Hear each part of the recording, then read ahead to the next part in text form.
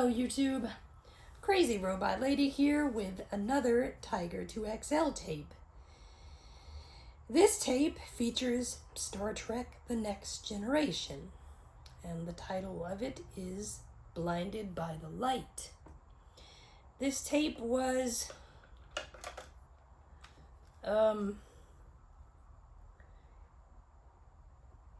kind of rare. Sorry, I'm trying to this tape was kind of rare. It wasn't among the most rare copies there were, but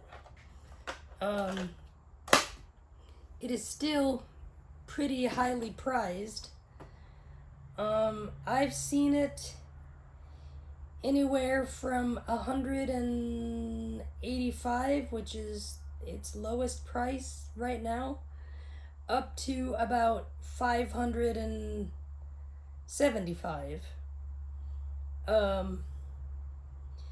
I got my copy for crap. I can't remember how much I bought this one for. I feel like it wasn't something dramatic, so it had to be like 70 or 80 maybe. But the seller told me that it was defective right out of the package for the first several minutes. That was why they sold it for so low. But whatever. It's a tape that I never would have owned otherwise. So, I apologize for the way the sound fades in and out. I suspect that what happened was, as it was being made, the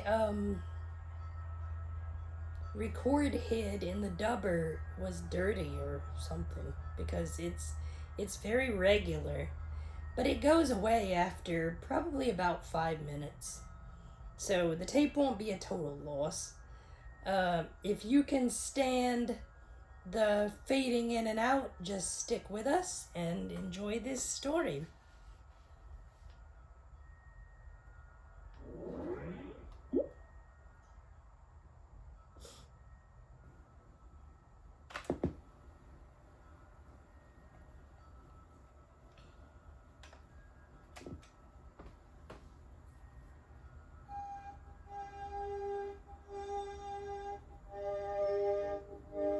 Thank you for turning me on. I am 2XL, and I've heard that space is considered the final frontier. Today, you will join the voyages of one Geordi LaForge, engineer extraordinaire of USS Enterprise. Your mission is to help Geordi through this exciting and dangerous adventure. And how, you may ask, will you do that? That's where I, your spacey robot 2XL, come in. I'll ask you a series of questions that will lead Geordi into and hopefully out of many dangerous situations.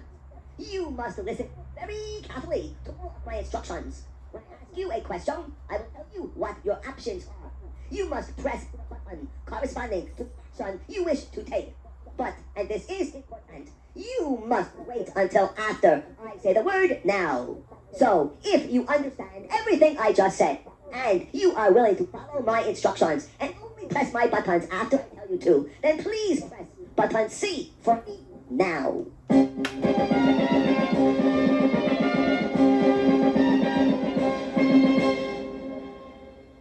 Very, very good. You followed my instruction perfectly. I bet someone with your smarts can easily become a cadet at Starfleet Academy. Thanks for following instructions. Okay, let's now begin to help Geordi through this exciting adventure called Blinded by the Light. And now, my friend, in order to find out what this mission is all about, you must press either button 1 or button 2 now. We'll go to 2 because it's the less faded of the two. Admiral's personal log, stardate 47411.2. I don't approve of the job I've been asked to do, despite the reassurances of Captain Jean-Luc Picard. I feel that my superiors are making a mistake, but I must carry out my orders. The Enterprise has rendezvoused with my ship, the Kitty Hawk. Lieutenant Commander Geordi LaForge has beamed aboard to receive the sealed orders I have brought from Starfleet Command. I do not believe that he is the right man for Operation Phantom. If he fails, it could mean disaster for both the United Federation of Planets and the Klingon Empire. Admiral Mitchell finishes recording her personal log as the door to her ready room opens. Standing there is Lieutenant Commander Geordi LaForge, a tall, thin black man. I believe you're expecting me. Yes, I am, Mr. LaForge. Come in. Geordi enters the office, the door closing behind him. He sits in the chair before the Admiral's desk, wondering why he's been asked here. Mr. LaForge, I must assign you to a very important mission on Fenrak 3. Fenrak 3 is a small, Earth-like planet on the border of the neutral zone between the Federation and one of its adversaries, the Romulans. But it also has personal significance to Geordi LaForge. Fenrak 3? I spent some of my childhood there. That's one of the reasons why you were selected for this mission, against my better judgment. Starfleet has received a communique from the planet. The report presents evidence that the Romulans have finally made a breakthrough in miniaturizing their cloaking technology, to the point where it can easily be carried by an individual. Which means that they can send virtually invisible spies to infiltrate Federation installations. Yes, and it is believed that they are testing the prototype on Fenrak. The Klingon Empire is also concerned that cloaked Romulans may try to instigate a rebellion on Klingon. Yes, sir, but why have you chosen me for this mission? To be perfectly honest, Mr. LaForge, I opposed having you on this mission. Geordi can understand the Admiral's concern.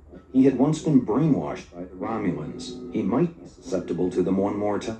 We are well aware of your past encounter with the Romulans, Mr. LaForge. However, your ship's counselor and captain have both assured my superiors that you are perfectly capable of handling this assignment.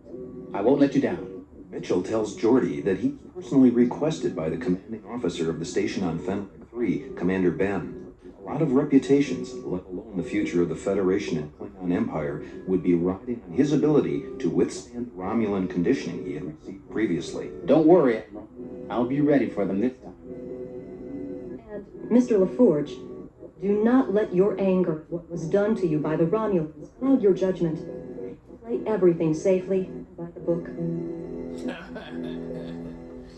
Well, now you know what Operation Phantom is all about.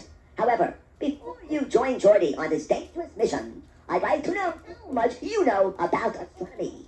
If you answer all of my questions correctly, you will be named an honorary ensign for this mission. The warp drive that powers the Enterprise is calculated on how fast light travels. What is the speed of light? Press A for 166,000 miles per second. Press B for 176,000 miles per second. Or press C for 186,000 miles per second. Press A, B, or C now. I don't know.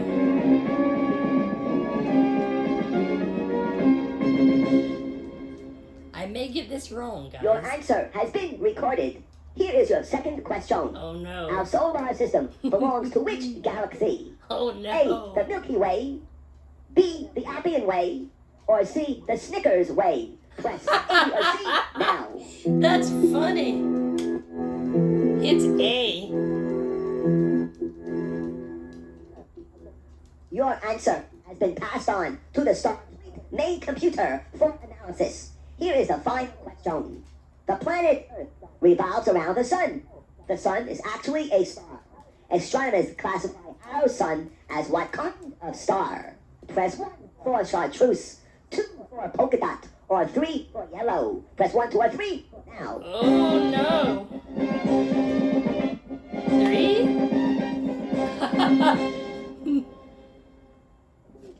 I have just received a message from Starfleet Command. They have reviewed your answers and have found that you have answered all 3 of these questions correctly. Good work, congratulations. You must be very smart. Starfleet has officially named you an honorary ensign. If you do well in this mission, you may get another promotion.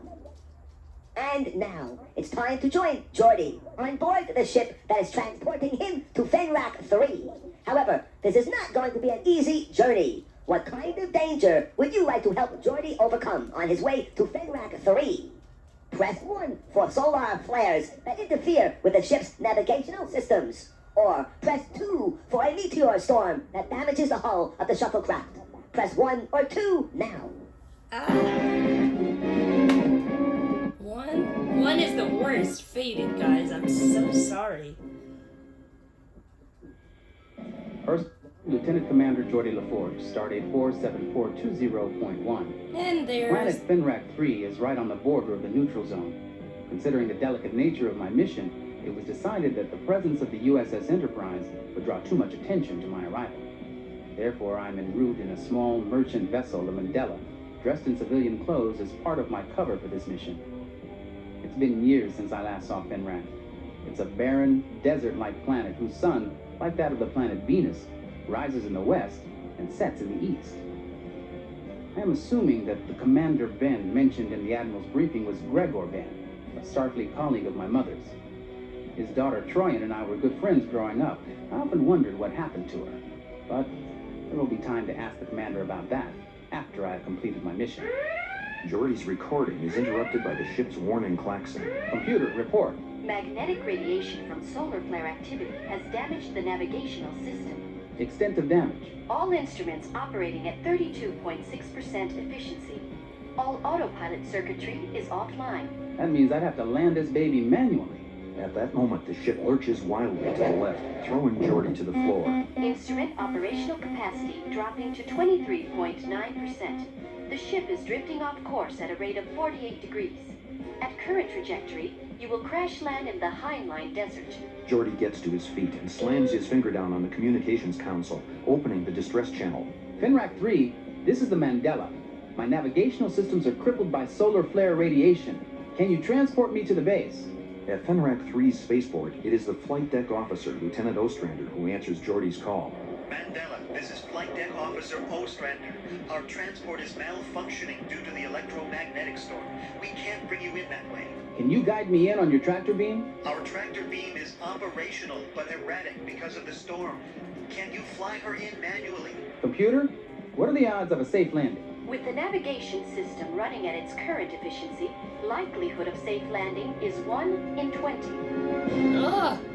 It sounds like no. Geordi is in trouble no matter what he does. It's up to you, friend.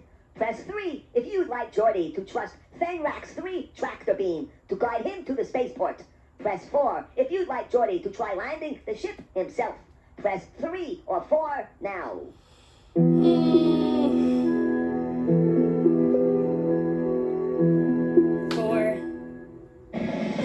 Lieutenant Ostrander, I'm bringing this baby in myself. Computer, manual override now. Autopilot disengaged. Geordi takes control of the ship, keeping his attention focused on the sensors. The readings fade in and out, the solar flares causing interference. It's all he can do to keep from colliding with the satellites and debris orbiting the planet. Computers have detected an unrecognizable energy fluctuation on board the Mandela. What kind of energy fluctuation? There is insufficient data available. Geordi can't investigate the mystery reading as the ship is directly under his control. He assumes that it's a malfunction of the computer due to the solar flares. Then he feels something grab hold of the front of his shirt and pull him out of the chair, throwing him to the floor. What the? Blind since birth, Geordi wears a visor that allows him to see energy. He's sure that he sees a brief flash of movement, but when he tries to focus, it's gone. He gazes at the ship's sensor panel.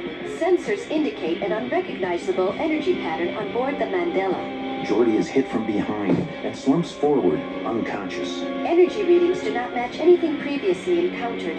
Mandela now on collision course with Fenrak 3 spaceport. Oh Time no! is 2 minutes to impact. Meanwhile, at the spaceport, Flight Deck Officer Ostrander is faced with a dilemma. We've got to do something. The ship is on a collision course with the base. Lieutenant Ostrander must decide whether or not he should destroy the ship before it collides with the spaceport. However, he is concerned for the safety of the vessel's pilot.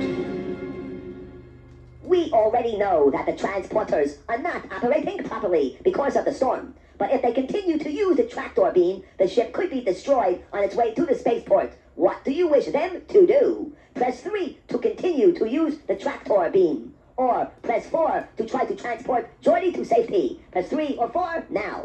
Oh, God. Let's transport him.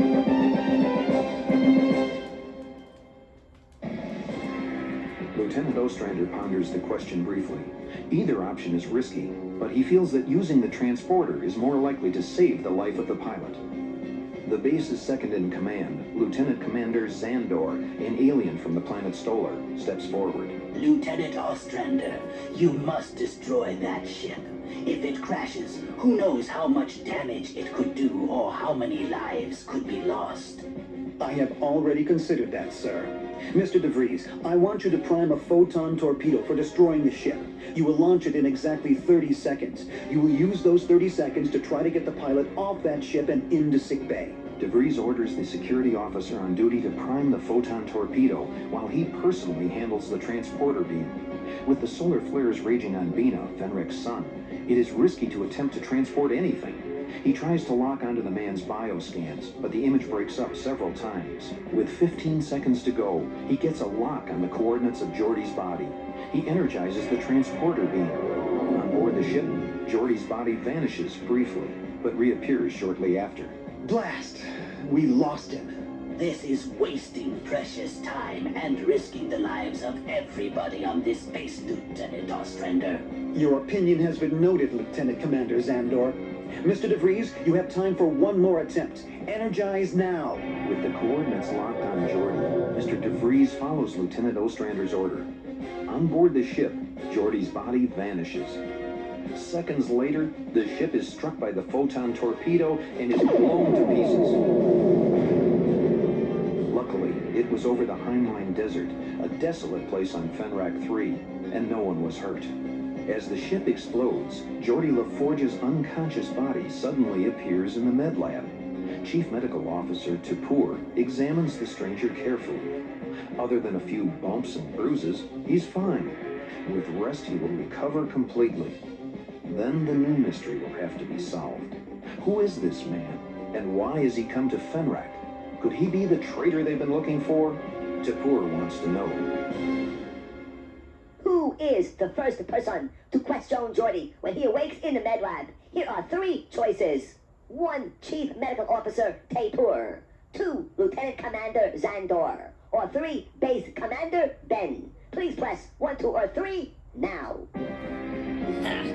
I don't like this alien, but I want to see what he's about, so let's go with 2.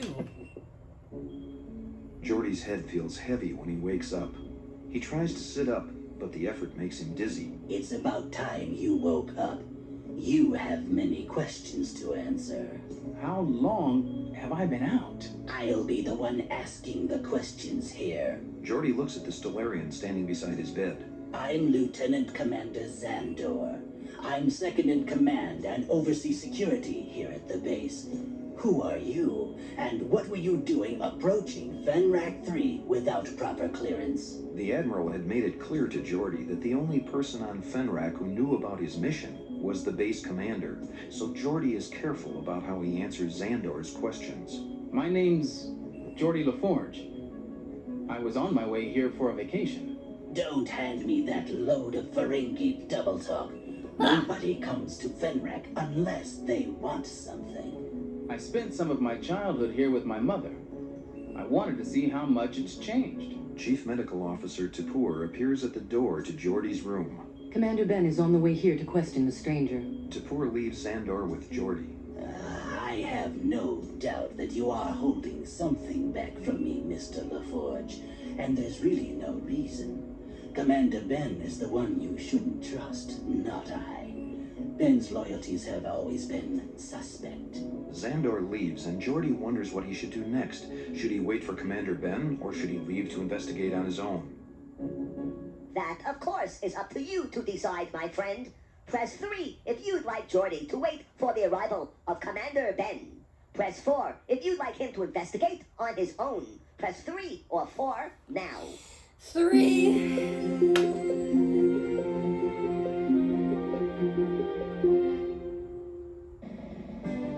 Geordi decides that it's best to wait for Commander Ben. After all, he knew the commander when he was a kid on Fenrak. The commander's daughter, Troyan, and he had been best friends, and it was the commander who personally requested him for this mission.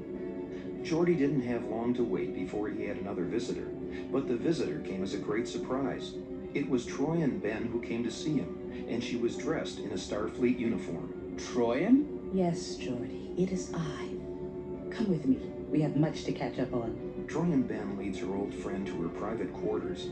Geordi, who can feel his strength returning, takes a seat on her overstuffed couch, a couch that had belonged to her father. What are you doing in a Starfleet uniform? You always said you hated politics and that you never wanted to end up like your old man. And now, here I am, commander of the base. Unfortunately, we don't have time for the whole story here and now.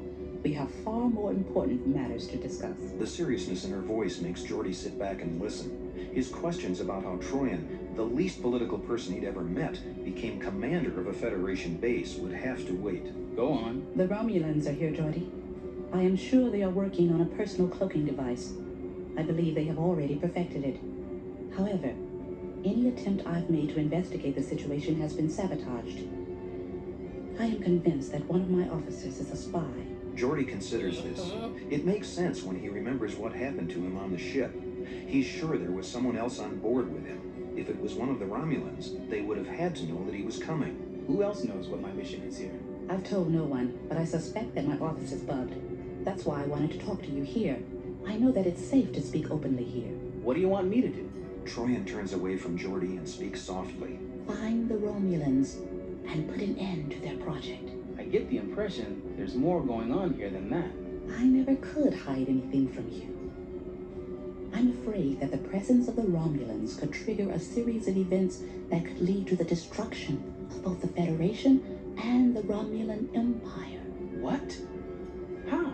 With his visor, Geordi makes out a shimmering shape, just like he'd seen on the ship. Geordi and Troyan chase the shape to the open doors of a turbolift. As the doors start to close, there is time for only one of them to get into the lift with the apparition. What? Who gets into the turbo lift before the doors close? Press 1 for Troy and Ben, or 2 for Geordi LaForge. Please press 1 or 2 now. You saw it, Geordi. Go get it. 2. The turbolift doors are closing just as Geordi goes through them. They shut before Troyan can join him. Geordi feels the turbolift rise. He scans the small car, trying to find the energy pattern that led him here. He catches a glimpse of something, but it vanishes.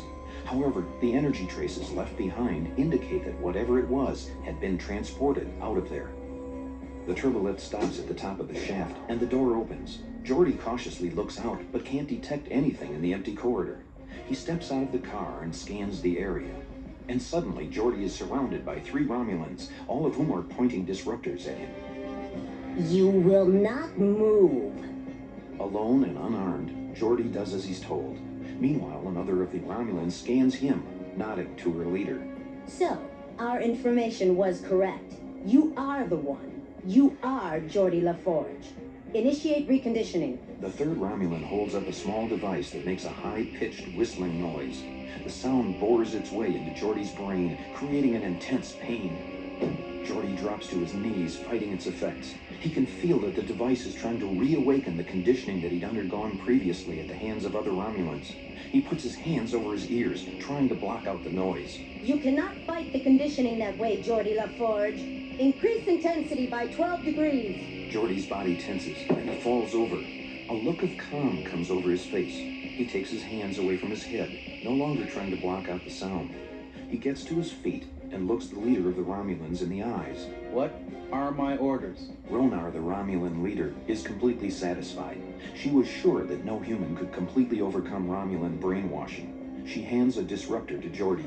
Your assignment is to destroy Commander Troyan Ben. It will be done. The Romulans vanish as the turbolift doors open behind Geordi LaForge. Commander Ben steps into the corridor, and Geordi turns to face her, the disruptor in hand. We have just reached a crucial juncture in Geordi's mission.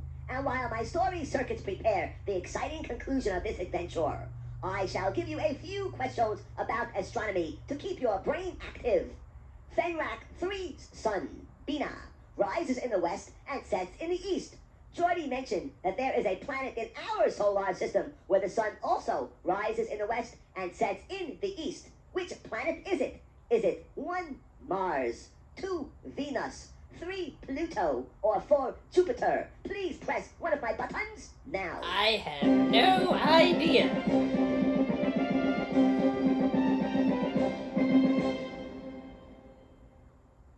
You have answered Venus. Here is question number 2. There are 2 colors that the human eye cannot see without special instruments. One is ultraviolet. What is the other? Oh. 1 infrared, 2 super pink, or 3 mega green. Press 1, 2, or 3 now. Infrared. I know that one. 1. You have answered infrared. Here is your final question. What is the average distance between the Earth and the Sun? Here are 3 choices. A, 83 million miles. B, 93 million miles. Or C, 103 million miles. Press A, B, or C now. I don't know. I'll go with A. I mean, this... I regret to inform you that you have not answered all 3 of these questions correctly. This is too bad, but I am sure you will do better the next time you play this program. And if you do, Starfleet has promised me that they will promote you to acting ensign.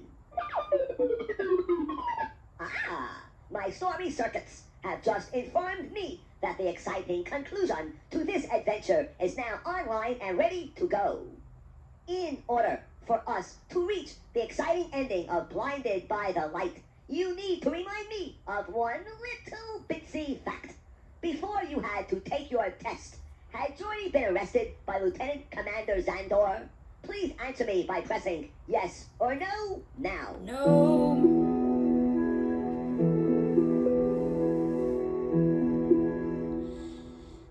So you do not think that Jordy had been arrested by Lieutenant Commander Zandor? Then I guess you do remember that Jordy had met 3 Romulans who ordered him to kill Troy and Ben. She's now standing in front of Jordy with a Romulan disruptor in her hand. I want you to do nothing while I work this out. Do nothing.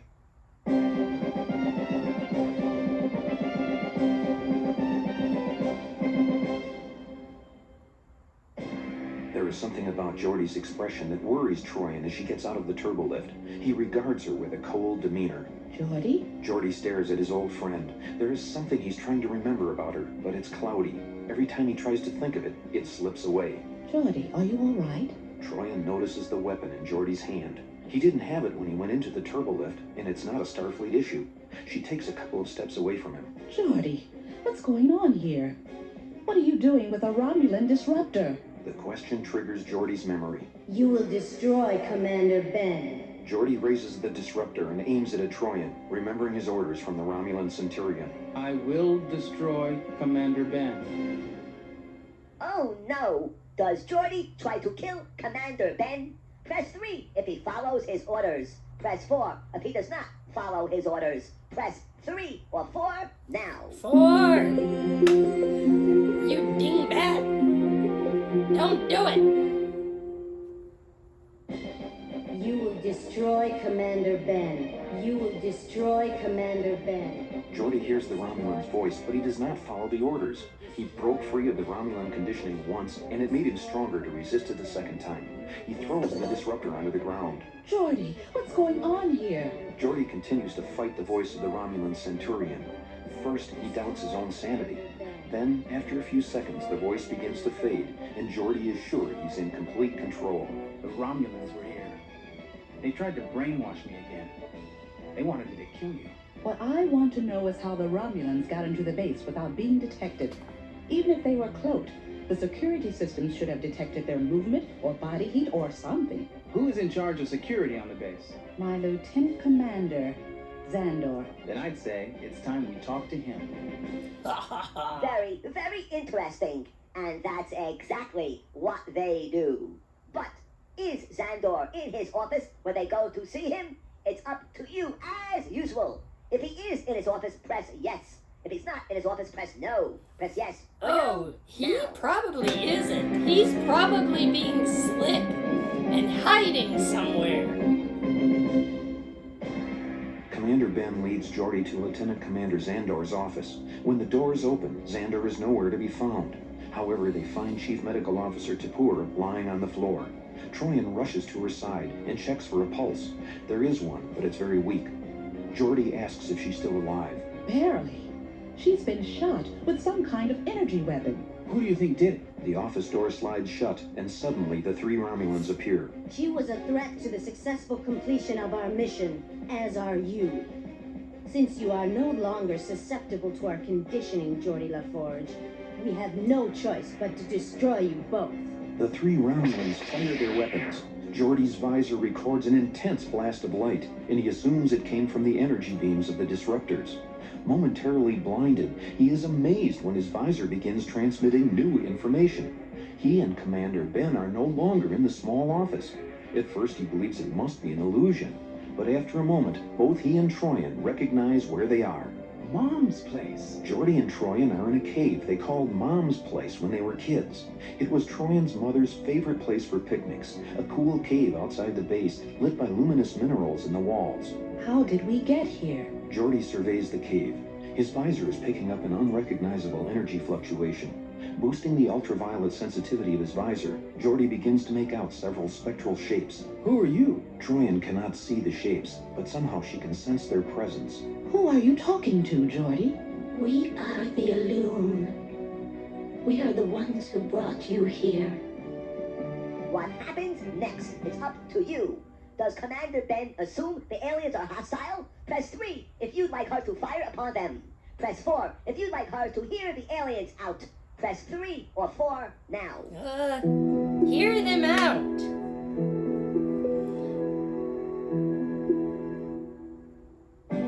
Hearing the voice of the Illume, Troyan Ben is overcome by memories of playing in this cave as a child. She remembers hearing voices. She remembers seeing shades. For years, she thought it was just her imagination. Then you do exist. I wasn't imagining things. You've seen them before? Not as such. Sometimes I used to see shadows or light or something when I played here. Sometimes I thought I heard voices. Remember, you used to think I had imaginary friends. Yes, Troy and Ben. We have been here for many, many years. We have been looking after you and your friend, Geordi LaForge. You have enemies on this planet. We feared that if you went to war with them, our existence might be threatened. We call ourselves the Illume. We sail on the solar winds of the universe, absorbing light for nourishment. Normally, we do not contact other races, but in this instance, we made an exception. It would be an error of the first magnitude if we were mistaken for cloaked Romulans. This is why we have chosen to speak to you now. This cave gives us the nourishment we seek. We have come to regard this as our home. We wish to keep living here peacefully. We wanted you to know about us and know that we are not the enemy. Now you must return to your primary mission. You must find the Romulans. They are here, and they are dangerous. If you do not stop them, it could endanger all our lives. Fear not. We will be watching after you and using our ability to travel along infrared light rays to remove you from dangerous situations, should you need us. Absolutely amazing. Yes, amazing. You helped Geordi and Troy and Ben make first contact with a race of aliens. You made a wise choice in listening to what they had to say. We should always try to do what we can to make peace with people different than ourselves. You deserve and are hereby officially commissioned as a full ensign. However, there are still Romulans lurking somewhere on Fenrak 3. If you want to find them and put an end to their nefarious schemes, you will have to rewind this tape and play it again from the beginning. Next time, make different choices, and I'll bet you can help Geordi complete his mission. Good work, and thank you very much for participating in this Starfleet adventure. Your help was very valuable. Thank you, and either turn me off or rewind this tape now. Huh. Well, this was one of those instances where somewhere along the line I made a choice that caused the program to end prematurely. Where I made this mistake, I don't know, because I haven't listened to this program very much because it's already kind of damaged or something, and I don't want to put undue strain on this tape. I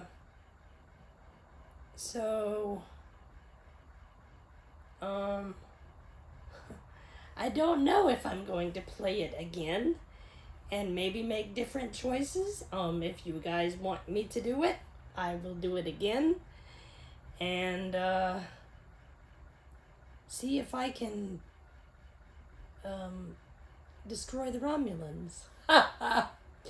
Anyways, I hope all of you enjoyed this video.